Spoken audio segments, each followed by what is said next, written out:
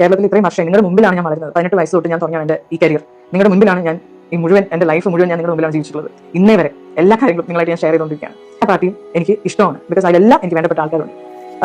So that is another thing. ഞാൻ സ്വപ്നത്തിൽ പോലും വിചാരിക്കാത്ത ഒരു കാര്യമാണ്. അത് മാറി, അങ്ങനെ മാറ്റി. എനിക്ക് എന്ത് ചെയ്യണം അറിയില്ല. അത് ന്യൂസ് ചാനൽസ് അത് ഇങ്ങനെ എഴുതാണ്, അത് ക്ലാരിഫൈ ചെയ്യേണ്ടത്. ഞാൻ ഈ പോസ്റ്റ് ഇട്ടത് ഈ 10 പേജ് എന്നെ കുറിച്ച് എഴുതിയ ഒരാൾക്ക് വേണ്ടിയാണ് ഞാൻ ഈ സ്റ്റോറി ഇട്ടത്. സത്യം നിങ്ങളെ അറിയിക്കാൻ വേണ്ടി മാത്രമാണ് ഞാൻ ഈ വീഡിയോ ചെയ്യുന്നത്. ഞാൻ ഒരിക്കലും സിനിമ സാറിന് അങ്ങനെ പറയില്ല.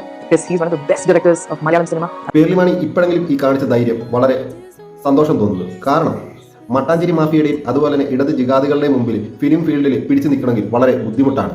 ഇന്ന് കേരളത്തിൽ വസ്തുതകളെ വളച്ചൊടിക്കുന്ന ഇടത് ജിഹാദി സോഷ്യൽ മീഡിയ ബ്ലോഗേഴ്സ് അനവധിയുണ്ട്. അവരുടെ മുമ്പിൽ നിങ്ങൾ ഈ കാണിച്ച ചങ്കൂറ്റം അഭിമാനിക്കാനുള്ളത് തന്നെ. പേർലിമാണിയെ കേരളത്തിലുള്ള എല്ലാവർക്കും അറിയാം. കാരണം അവർ നല്ലൊരു ഇൻഫ്ലുവൻസറാണ്, അതുപോലെ തന്നെ നല്ലൊരു കുടുംബിനിയാണ്, അതുപോലെ 2 പെൺമക്കളുടെ അമ്മയാണ്. അപ്പോൾ അതുകൊണ്ടൊക്കെ അവരുടെ സോഷ്യൽ മീഡിയ പ്ലാറ്റ്ഫോമുകളിൽ നല്ല അത്യാവശ്യം റീച്ചുമുള്ളതാണ്. അവരെന്തെങ്കിലും പറഞ്ഞു കഴിഞ്ഞാൽ ഇവിടുത്തെ കേരളത്തിലുള്ള ഒട്ടുമിക്കവാറുമുള്ള ആൾക്കാർക്ക് അത് സത്യമാണെന്ന് തോന്നും. വസ്തുതകളെ അനുകൂലിച്ച് സോഷ്യൽ മീഡിയ പോസ്റ്റ് ഇടുന്നവരെ ഈ പറയുന്ന ജിഹാദി ഇടത് മാഫിയകൾ കൈകാര്യം ചെയ്യുന്നത് ഇപ്പോഴെങ്കിലും കേരള ജനതയ്ക്ക് മനസ്സിലായതിൽ നന്ദി.